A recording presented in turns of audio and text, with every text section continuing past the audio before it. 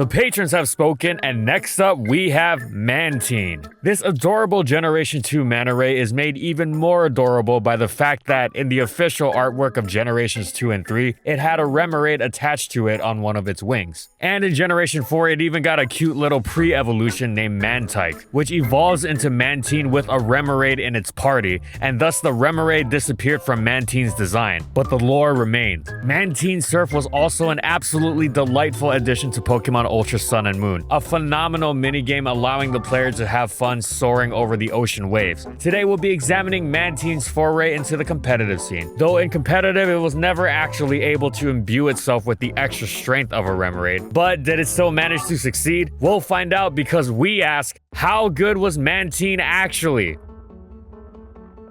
And in this video we'll be going over these competitive formats. Perhaps a little known fact is that Mantine is actually the counterpart to Skarmory, with their stats mirroring each other accordingly. Sadly, despite its mammoth special defense stat, Mantine was not able to fill the role of the special Skarmory. Whereas Skarmory's steel flying type made it perfect for staving off the physical attackers its defense stat was suited to, Mantine's water flying type could not claim the same when the most common special attacking type in Gen 2 was electric. If you wanted a true special Skarm, you'd run Blissey instead. Mantine's quadruple electric weakness was such a hindrance, in fact, that it couldn't even find a niche for itself in UU, which had a similar emphasis on electric type coverage for the Slow Twins, and Blastoise, which ranked among the tier's best, most common walls. Even in NU, Mantine couldn't eke out much of a meaningful role, as running such an electric weak water type wasn't wise in a tier where Chinchou was one of the best Pokemon, both being neutral to electric and itself being a common source of electric type damage. Mantine couldn't even reliably check one of the tier's best fire types, Magmar, as it was so completely obliterated by Thunder Punch and was similarly helpless against Weezing. Azumarill was better at fending it off by virtue of its regular weakness. It was a shame because Mantine's Spike's immunity was thoroughly unique among NU waters. However, it just couldn't reliably check enough Pokemon for it to be worthwhile, and it wasn't exactly threatening to the opposition in a way that something like Kingler or Chinchou were. So Mantine's debut generation was sadly forgettable. Mantine had the tiniest of tiny OU niches in Gen 3. It was quite specific, but the role was legitimate. Moltres and Charizard were utterly terrifying to deal with offensively, especially when backed by common supporting tactics in Spike, Sandstorm, and sometimes even Dugtrio. The power of these supporting tactics meant even the more reliable answers like Blissey, Tyranitar, and non-Swampert bulky waters, meaning those not completely destroyed by Hidden Power Grass, could be overwhelmed. Mantine, however, with its enormous special defense, grass neutrality, and immunity to both Spikes and Dugtrio, completely shut their entire strategy down. It had to use Rest for recovery since it didn't heal in sand and Moltres liked using Will-O-Wisp, but it almost didn't matter. It would sit on them all day, every day. Well, what about using Gyarados for this role, you might wonder? It's just as effective versus those fires while also having Intimidate for physical attackers. You could use Rest Gyarados, sure, as that was a decent Pokemon. Just one problem. Gyarados didn't also pack Water Absorb and Haze, allowing it to completely shut down Suicune. Again, it must be emphasized that this was the height of niche, but Mantine did appear a few times in tournament play, and it was incredibly effective in its role. Of course, Mantine was nowhere near being an OU Pokemon, but Gen 3 was an upgrade beyond giving it a tiny OU niche. It also saw Mantine's lower tier placement rise to that of UU. It was still quite niche, as there was an overflowing plethora of outstanding waters in the tier, but that niche was quite legitimate. It completely stuffed several terrifying offensive waters in Walrein, Amistar, Gorebyss, and Golurk, while also being immune to the spikes they were often paired with. These waters generally preferred HP Grass over Electric to hit more popular Lantern, which would otherwise completely stifle them, while also reliably smashing opposing Amistar. Like Chinchou and GSC NU before it, Lantern was a better overall Pokemon since it also stuffed offensive Electrics, but Mantine's Spikes and Earthquake immunity gave it a small niche, since it could also use that EQ immunity to help against other dangerous threats like Gligar and the Needle Twins, neither of which it hard countered but did actually check decently thanks to its great longevity. Mantine generally ran defensive sets, but it could also run a Rain Dance Swift Swim set of its own, mixing its defensive utility, much of which came by naturally rather than max bulk investment, with the potential to sweep the opponent late game. So overall, Mantine's role was small and specific, but potentially of great value when it did appear. Generation 4 threw Mantine a wrench, or several sneaky rocks rather, in Mantine's walling capabilities with that pesky, easy-to-use move that shaped the entire metagame around it. Stealth Rock. Yes, Mantine was one of the move's many casualties. Its walling capability was already dangling over the precipice of viability without having to start at 75%, and Game Freak didn't even have the decency to give it roost for a reliable recovery, despite the fact that it has wings and that its counterpart Skarmory of course did get the move. Gen 4 Mantine was completely ruined and passed over in one fell swoop. There was no chance it was going to do anything in OU, and UU was far beyond its reach as well, and thus it once again struggled to eke out some sort of viability for itself down in NU. Now, it wasn't completely terrible. Its grass neutrality and lack of pursuit weakness meant it was quite a decent check to Tier King Charizard, as well as popular Sunny Day, Solar Beam, Fire, and Grass types. Lack of a dark weakness also meant it could take on Floatzel better than Slowking, who was weak to Crunch. However, this was usually outweighed by the fact that Slowking was a much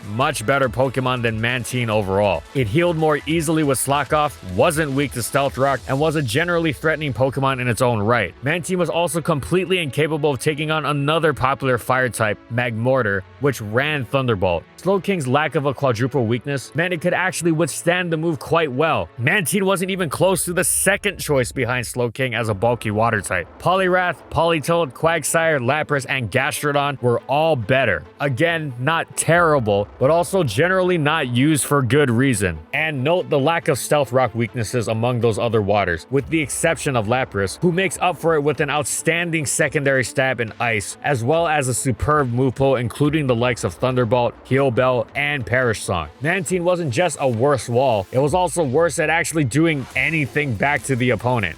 It was more of the same sad story for Mantine in Generation 5. It stood nary a chance against the onslaught of brutal new additions, receiving minimal new tools itself. No, it didn't get Roost for some reason. Instead, it got Water Veil as its ability, guarding it from Will-O-Wisp burns. A fine ability for sure, but Mantine needed much more than that and Air Slash, which it also received, curiously not having gotten it in the generation prior. Once again, it wasn't until NU, which is a lower placement this time around given that RU was the new tier below UU, that Mantine found any sort of role. There, it at least established a unique niche for itself. Rather than poorly attempting to do the Charizard walling trick again, as running a non-Alomomola bulky water in NU was a bold, often losing endeavor, Mantine would instead take up the mantle of Rain Dance Sweeper, one with a stab Air Slash that allowed it to cut through the Ludicolo and Roselia that usually thwarted Rain Sweepers. Mantine thus could find some decent use on some Rain teams, but only some. As nice as the niche was on paper and occasionally in practice, the issue was that Mantine, with its base 80 special attack, wasn't very strong, even with the generally low power level of the NU metagame. Thus, even if it managed to get set up, getting mileage out of it was far from the level of guarantee you want from such a Pokemon, and the level of guarantee you could expect from the likes of the tier's most popular Swift Swim sweepers, Ludicolo, Seismitoad, and Gorobis. Once again, Mantine wasn't bad, but it was not at all commonly used for a reason. In fact, its usage was so low that it dropped out of NU entirely. At long last, Mantine got a seriously good utility move in Generation 6. With the Defog buff, Mantine could now act as a team's hazard remover. It wasn't going to make any splashes in OU, UU, or RU, but when it settled in NU, it no longer had to scrap for a slight niche. It was now finally a legitimately great part of the tier. What made this even more impressive was that it did so while competing with the highly similar Pelipper, who did boast the roost that still eluded Mantine, as well as U-turn, better physical bulk, and even higher special attack. Mantine, however, had its own set of excellent advantages. Its water immunity was incredible for soaking up Scalds, and its utterly enormous special defense let it take on threats Pelipper wouldn't dream of, like Pyroar, Charizard, Samurott, Lilligant, and Ludicolo. This greater defensive capability gave Mantine opportunities to defog that Pelipper envy. The addition of defog was so huge because it didn't just let Mantine help its teammates, it let Mantine help help itself as a wall. Funnily enough, one of Mantine's best sets turned out to not even run Defog. With Substitute and Toxic backed by its stabs, Mantine was one of the most obnoxious Pokemon to switch into in the whole tier, taking advantage of and dominating the bulky Pokemon that would try and sit on it, while offensive Pokemon didn't want to eat a Scald, especially since Subtoxic Mantine maxed out his special attack. It also maxed out its speed for maximum offensive opportunity. It was faster, making this another facet of its game Pelipper couldn't replicate. Of course, Mantine ran excellent defog sets quite often as well. It often made up for its lack of a reliable recovery by slotting in Protect to maximize leftovers, as well as making for a tremendous pair with the passive damage dished out by Scald Burns. Mantine's special defense was so naturally high that it didn't even need to invest in the stat too much besides boosting it with a calm nature to be able to withstand hits like Pyroar's Hyper Voice. Thus, it was able to reap the benefits of physical defense investment, which made it surprisingly adept at taking on common physical attacking Pokemon like Primeape, Hariyama, and Swords Dance variants of Samurott. In doing so, one of the best mixed walls and hazard removers in the tier was created. And so, after multiple generations of struggle, Mantine was an outstanding, defining piece of Generation 6 NU.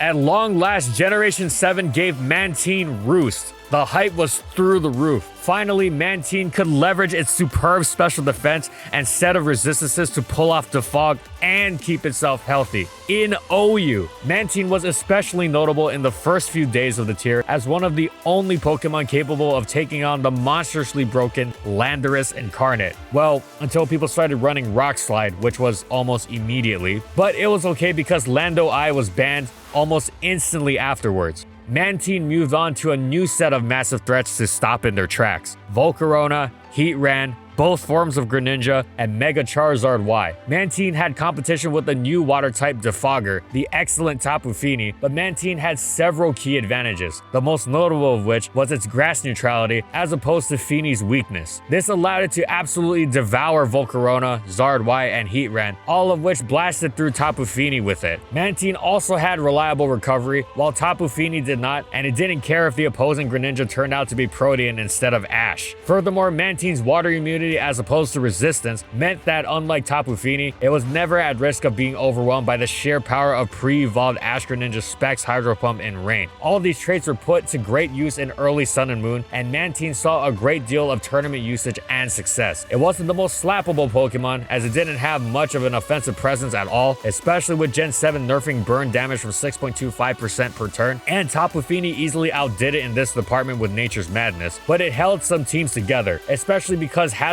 removal was so difficult to come by. Mantine was a legitimate piece of Sun and Moon OU. Then Ultra Sun and Moon came around and suddenly everything got defogged and Mantine's usage dropped off a cliff. Yes, its defensive traits were still useful, but it was generally better to use better Pokemon with Defog and to play around those other threats somehow than to use a mostly passive wall, since you no longer had to. Mantine never truly lost its OU niche, but it did lose its usage, and there was just about never a scenario where you really wanted to use Mantine on your team. As such, it found itself with a decent but overall unimpressive role in UU. It was a good answer to Infernape, Suicune, Volcanion, and Cobalion, and Defog was also nice to have, but it didn't offer much to threaten the opponent with in return, and its defensive role wasn't exactly a necessary one, so its niche was mostly cursory. In RU, Mantine was a bit better, as it completely stifled the terrifying Ninetales and Mega Blastoise, while also being solid against grass and fighting types like Virizion, Roserade, Shaman, and Machamp. It could even opt for Flynium Z for a little extra kick, compensating for its lack of offensive firepower against healthy targets that otherwise would stand its weak, uninvested Air Slash. It was a good example of how more offense can improve defense. Running a Z Crystal also let it thwart knockoff more easily. The problem was that, once again, Mantine's passivity meant that, as nice as it was defensively, it inspired no fear in the opponent, and that wasn't a good thing. Contrast this with a staple RU wall like Registeel, which could lock down entire teams quite easily. Mantine didn't have this. It was still a fine Pokemon, just not a particularly amazing or common one.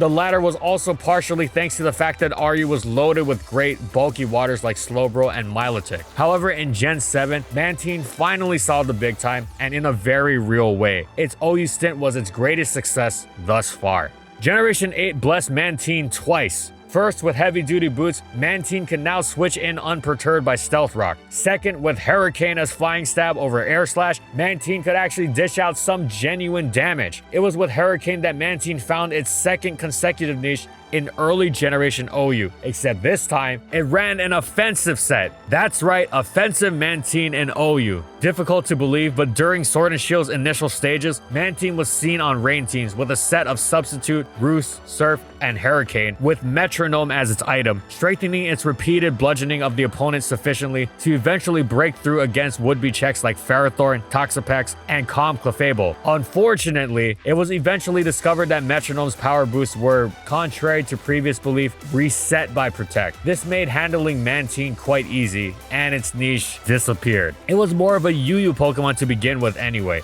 In the metagame's early stages, Mantine was invaluable for staving off some of the scariest threats around, most notably Keldeo, as well as Lucario and Barraskewda. This, in conjunction with its decent matchups against common Stealth Rockers, Copperajah, and Rhyperior, meant plenty of teams utilized Mantine's threat checking and hazard removing talents. It didn't last though. During the Isle of Armor, Slowbro dropped from OU and completely replaced Mantine. Sure, it didn't remove hazards, but it was such an improvement in every other way, since its natural longevity with Regenerator was far better, and it also checked Pokemon like Mamoswine and Cobalion. You wouldn't want to use such an all-around inferior Pokemon just to remove hazards, especially in a generation with boots. Mantine effectively disappeared from UU and didn't come back until well into the Crown Tundra, where, just like in OU, at the beginning of the generation, it was discovered that it was actually quite an effective threat on rain teams. It was particularly fierce because of its powerful flying stab that destroyed Amoonguss that would otherwise stand in the way of its rain-boosted water attacks, and Swift Swim let it get the jump on faster offensive pokes. That said, even with its initial viability in UU, Mantine's usage in the tier was never quite that high, and so it went to RU, a tier which initially revolved around Vaporeon, until Vaporeon rose to UU, at which point Mantine took its place. Yes, that means Gen 8 RU at this time was all about Mantine. Calling it unkillable doesn't do it justice. Doing any sort of meaningful damage to it at all was already challenging enough. It stifled pretty much every offensive staple in the tier, from the fire trio of Salazzle, Ninetales, and Charizard to fighters like Passimian. Mantine didn't just switch in with ease either. It was difficult for the opponent to switch too. Nothing really enjoyed the combination of Scald and Toxic, except Vileplume, which was of course blasted by Hurricane. Mantine was effectively a huge offensive threat even while running defensive investment with those three moves alongside Roost, but it could also be an excellent defogger since it completely stomped Steelix and Copperajah. That is, until enough players saw its viability in UU for Mantine to naturally rise to that tier, where it took on its aforementioned duties like checking Keldeo and friends. Mantine returned to RU post Isle of Armor, once again checking Passimian and Salazzle, while also adding the likes of Inteleon, Gosseleopod, and Barraskewda to the impressive roster of threats it walled. Also, once again, it was either a massive pain to switch into with Scald, Hurricane, and Toxic, or it was one of the tier's best defoggers, but mostly the former option, since having such an unbreakable wall that was also impossible to switch into safely was a huge part of what made Mantine as good as it was. However, this didn't last. When the Crown Tundra came around, Mantine found itself once again in NU. There, Mantine excelled, but that wasn't surprising given how much the new NU meta resembled the previous RU. With the likes of Salazzle, Copperajah, and Vileplume running amok, it's no wonder Mantine was fantastic once again. Of course, there were plenty of new Pokemon around too, but when those Pokemon include the likes of Alolan Exeggutor, Silvally Ground, and Mudsdale, Mantine just gets better and better. As always, it was an incredibly irritating Pokemon to switch into with its stab combination and Toxic, which elevated it above its more passive bulky water type competition in Vaporeon and Gastrodon, as well as its half flying typing that let it take on fighters and grasses like Scrafty, Toxicroak, Decidueye, and Serena, as opposed to being weak to them. Mantine was an essential, tremendous part of Generation 8 NU, effectively reprising its roles that had made it so dominant in RU throughout the earlier parts of Sword and Shield.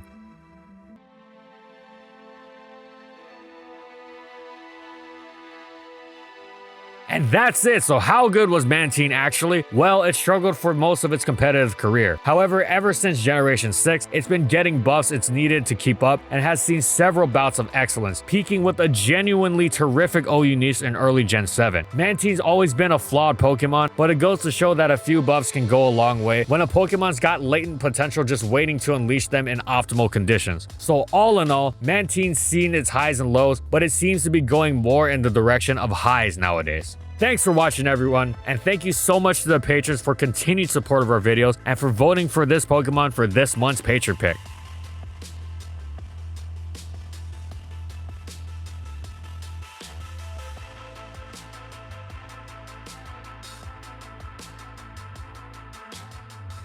And as always, if you liked the video and you want to see more, be sure to subscribe to False Swipe Gaming for more weekly Pokemon content. And in the comments, I want to know, what do you think about competitive Mantine? How would you buff it even more? What would you give it to have it be on the level of Skarmory? Whatever it is, let me know in the comments. And follow my crew on these social media platforms. And that's all I got. See you next time, everyone.